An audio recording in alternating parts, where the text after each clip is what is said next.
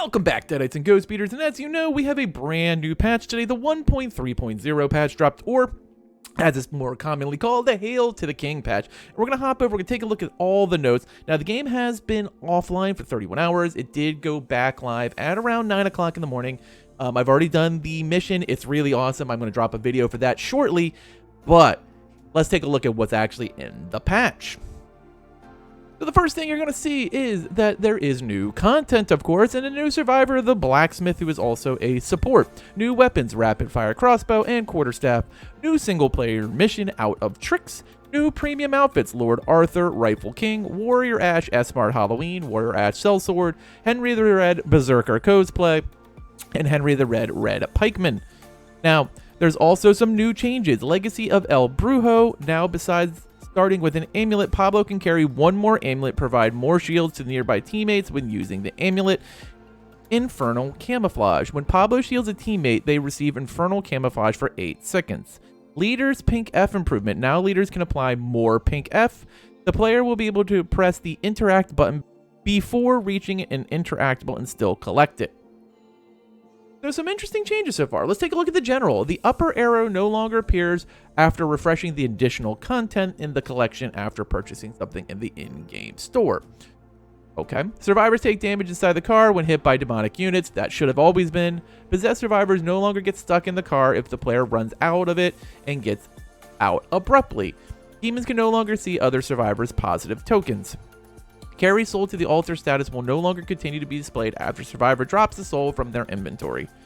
Henrietta's gas skill duration will no longer stack per boss summon if the lingering gas skill is active. Stamina will not be spent without sprinting if the players press the sprint button at the end of some animations. The witch is no longer able to use potion pitcher ability before the boss spawn animation is finished.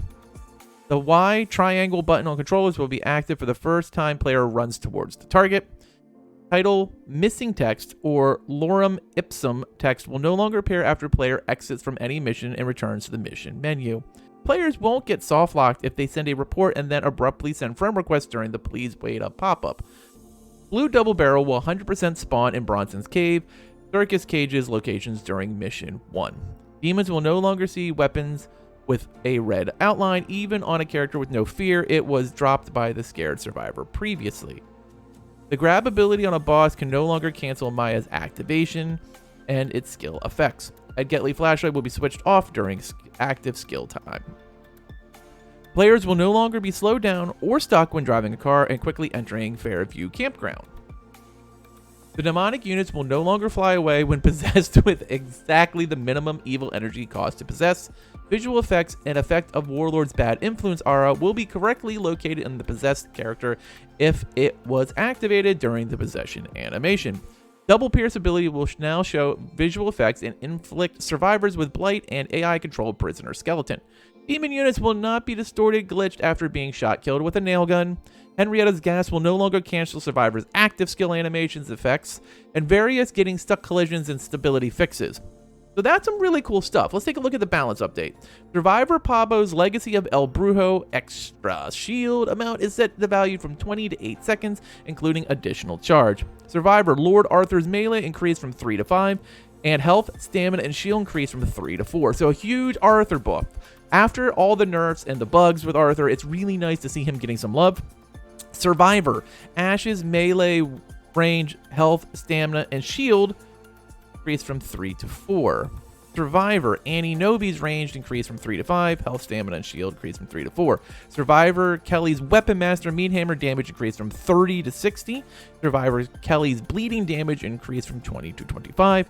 Puppeteer Puppet Master Power Possess cooldown from 60 to... Oh, so they reduced Puppet... So Puppeteer, Puppet Master Power Possess cooldown increased from 60 to 80 seconds. So originally it was 90, it was dropped to 60, now it's back up to 80. So they're still trying to figure out what to do with Elagos. Puppeteer Power Possess damage at the highest level, 45, decreased from 25 to 15%. So huge Elagos nerf. So he went from being fun to play to back to being soft. This one's I'm not agreeing with. I feel like Elagos was in a really good place, and the fact that they're going to squish him kind of sucks for me. So all in all, a lot of really good stuff I'm really happy about. Basically, everything seems really good, even the survivor buffs. I feel like a lot of them were necessary, especially Arthur's, because he was just nerfed into the ground. I like a lot of the buffs we got. I like the buff to Annie. I like what they did with Kelly's kit.